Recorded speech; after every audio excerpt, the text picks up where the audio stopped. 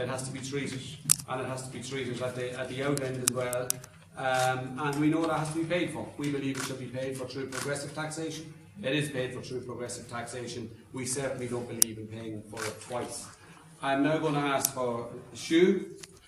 Shu's a community leader in the Highland Park area of Detroit and has recently been elected to the Commission for the City Charter, for a review of the City Charter. And Shu's going to talk to us again about what's going on in the community and particularly in the Highland Park part of Detroit. Thanks, Shu. Yes. So, good evening or good afternoon. I'm really glad to be here and thank you for the invitation. This is so cool. Ireland is so cool so far, and I'm glad that we're staying for like 6 more days so that we can, see what's going on, and I'm really looking forward to it. So, my name is Shu, Shamayeen Harris, aka Shu. I represent the people. I represent the people after the water shutoffs. My organization ministry serves Highland Park and Detroit. We do community service projects. We help the elders. We feed the homeless. We just support the underserved. We, in collaboration with the Detroit Water Brigade, we have a couple of programs. And all of these water issues and the things that are going on in Detroit and the things that are probably going to be going on if you guys keep going on this road, you're going to need these services. And we put together, we have something called the WAF, W-A-F, and it's the Water Affordability Fund, where community members and families who are have their water cut off or are in shut-off status, we pay 10% of their bill, which is a requirement to get it cut back on in our town. We also educate and we have workshops on water conservation, on ways that they can help themselves save water, how to, just reduce their usage of water. We also have a program called Share Water. Share Water program is basically, we've set up several hubs, water hubs, and the Moon Ministry is one, a water hub. And basically we have water that's stored in the basement. We have big, the water containers, the big igloo orange containers, which we had 100 donated to the Water Brigade. We have those.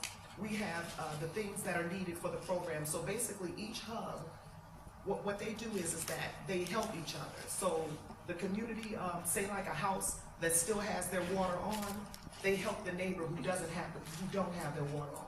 So we find out who it is, we send them over, they fill up their containers, and they come pick up water from there.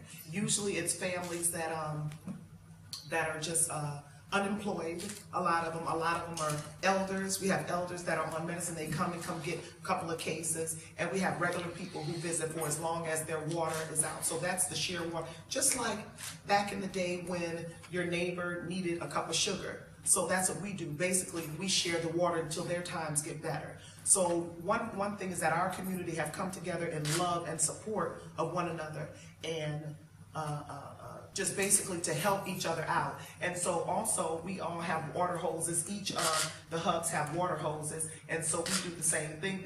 If they want to be really discreet, they'll come and we'll run the water hose out of the basement, and they'll just fill it up. There's water left on the porches to where if anybody needs some water, they can come, and we have the igloos on the porch where they can come and get water. We also are setting up churches and laundromats for people to be able to take showers and be able to wash their clothes, because it's the working poor. You get stuff cut off. I had my water cut off once, and I had to actually go to a school to take a shower and get ready for work until I was able to get and my children too, in order to wait until I was able to get the funds in order to get the water cut back on at the house. So we're bringing together a lot of other organizations, as well as the Detroit Water Brigade, the Moon Ministry, and there's other organizations that support folks that have their water cut off or in shut-off status. I'd like to say that and this is like 'tis the season, but there was a movie, and I know that y'all are familiar with it. It's Scrooge, And remember when he had these three ghosts that came of the present, the past, and the future. I want to tell you that we represent the ghosts of the future. Okay? We represent the ghosts of the future. So we're letting you know this as warning, you know, to the road that you're possibly going down. So we're showing you all the water relief, okay? It is people who come, who have elders who come and they smell like urine because they're not able to clean their homes. Their homes are a mess. And we go in and we see this like this, where their pipes are not working correctly. We help people with that also in the support. So I just wanted to let you know that we are here in solidarity. Everyone deserves water. Water is 70% of our bodies. And it is very silly to have our water cut off, and we have water all around us in Michigan. It is ludicrous that this could happen to a people. We don't want to see you like that, and we don't want to be like that, and we're not. That's why we're fighting. And that's why we're standing in solidarity, and that's what we're doing what we do, and we're going to continue to do what we do in order to save our people. Thank you. Thank you, Shu. Okay, has anybody got any questions for any of the members? Could you please give your name and any organisation you might be on behalf of? Okay, my name is Michael Steinman, I'm from the Herald newspaper. I guess the first one, either from Makita or Justin, when the charges were originally brought in Detroit, was it made clear that it was possible to cut off your water? And then, I mean, depending on the answer to that, Brendan, do you accept that the government are now saying that they won't cut off your water? Yeah. You know, that it's not possible. So I'm just wondering, are we saying that the government in a couple of years are going to be able to bring in the chance to cut off your water? Yeah, when it comes to the shutoffs, it's very important to recognize that there may even be rules or laws on the books forbidding or limiting the cases in which water can be shut off, but the city doesn't always have to, or never really has to, abide by them. We saw this summer how the city flagrantly violated its own rules with regards to shutoffs. There are protocols in place in the department around making home visits before water is shut off, giving families ample opportunity to pay up on their delinquencies that the city just disregarded in its aggressive water shutoff program. And so I would say yes, since the adoption of water charges and since all of the rate increases that have happened over time, there have been shutoffs.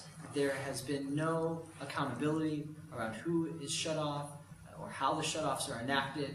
We now have a private contractor, Homrick, which Peace mentioned, that's actually instituting the shutoffs. They're not city employees. They act semi-autonomously from the city. And as you know, we don't have democracy anyway in the city of Detroit, and so they're acting completely above the law and without any accountability. And so we want to make it clear that water shutoffs are not something that can always be anticipated.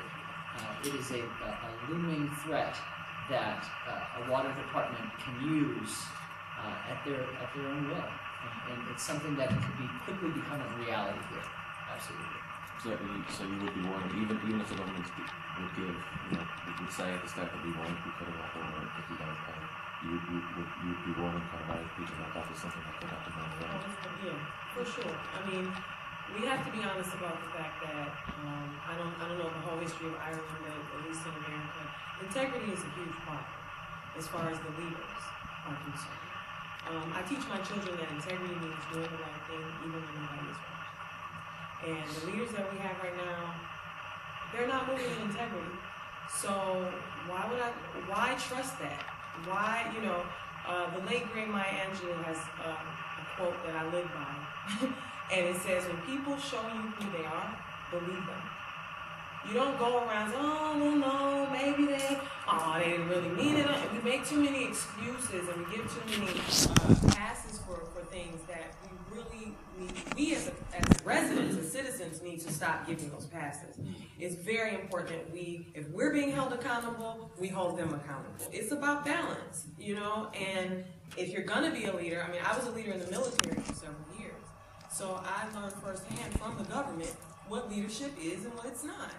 And if you're going to be a leader, then one of the first principles they teach us is, as the leader, you lead by your example. So when I had a company of 80 women and I'm training them on, we're going running 3 miles every morning, because I'm the leader of that group, I'm expected to be in the head of that group. I can't be at the back and I'm the co-captain of the group. I have an integrity that I have to follow. People are going to follow my actions. You understand? So how is it that we have these people who are leaders who supposedly we appointed, right? And they're not doing their job. They're not moving in integrity. They're obviously working for banks and not people. It's obvious. This is not conspiracy theory. It's in our face. It's everywhere. So let's stop it already. Santa Claus does not exist. Don't let your kids break me down. And so we kind of live in this reality kind of subconsciously that, oh, Santa Claus is coming. Santa Claus is coming. Santa Claus is coming. No, he's not.